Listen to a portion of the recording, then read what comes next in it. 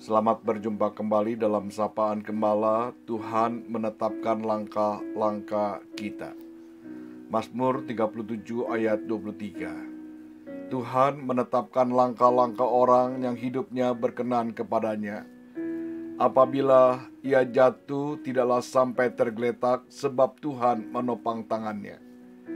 Kita percaya dan meyakini bahwa Allah adalah Allah yang penuh kasih, Allah pemelihara hidup kita.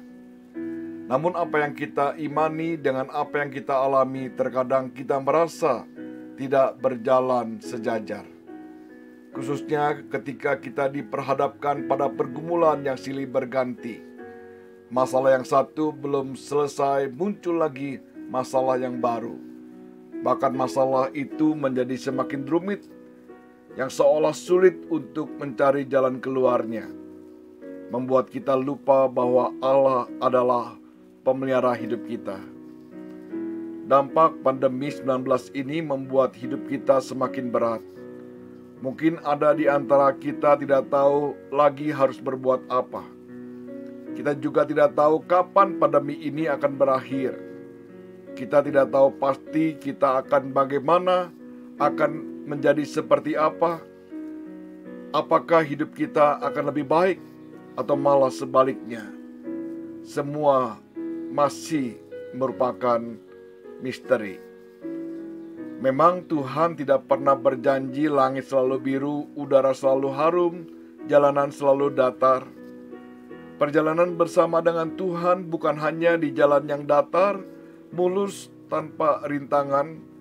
Kadang kita harus melewati jalan yang menurun, jalan yang mendaki, tebing yang terjal, ada kabut yang pekat, bahkan ada badai yang kita jumpai.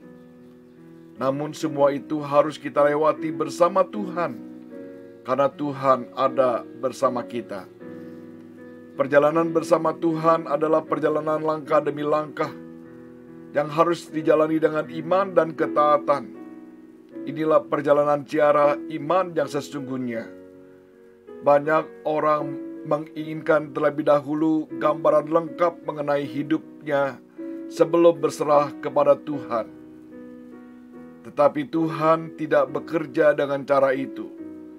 Tuhan ingin menuntun kita hari demi hari, langkah demi langkah. Tuhan ingin kita bergantung penuh kepadanya. Ingat perjalanan bangsa Israel setelah mereka keluar dari tanah Mesir dan mereka menuju tanah perjanjian. Tuhan memimpin langkah demi langkah. Tatkala tiang awan atau tiang api berhenti, mereka ikut berhenti. Tatkala tiang awan atau tiang api berjalan, mereka mengikutinya.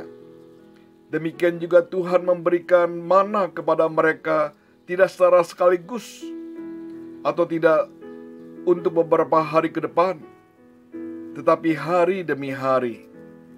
Hal ini persis seperti doa Tuhan Yesus yang Tuhan ajarkan kepada murid-muridnya.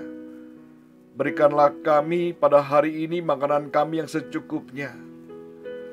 Semua ini mau mengajarkan kita agar kita bergantung penuh kepada Tuhan. Dengan iman kita mengikuti langkah demi langkah yang Tuhan tunjukkan kepada kita. Dan kemudian Tuhan akan memberikan arahan berikutnya. Ada kalanya mungkin kita terjatuh atau keluar dari jalur yang Tuhan tetapkan. Tetapi kasih-Nya selalu menarik kita kembali ke jalannya.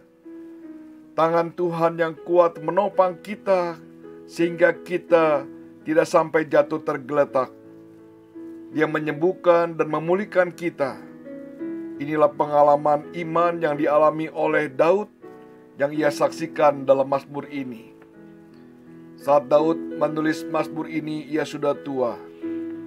Pada saat itu kematangan dan pengalaman jatuh bangunnya sejak kecil hingga masa tuanya tentu membuatnya menjadi lebih bijaksana. Sehingga dengan segudang pengalaman yang berharga itu, ia saksikan kepada generasi-generasi berikutnya, termasuk kepada kita hari ini, bahwa Tuhan menetapkan langkah-langkah orang yang hidupnya berkenan kepadanya. Apabila ia jatuh, tidaklah sampai tergeletak, sebab Tuhan menopang tangannya. Percayalah, Tuhan juga menetapkan langkah-langkah hidup kita untuk berjalan di dalam kehidupan yang penuh dengan kebahagiaan.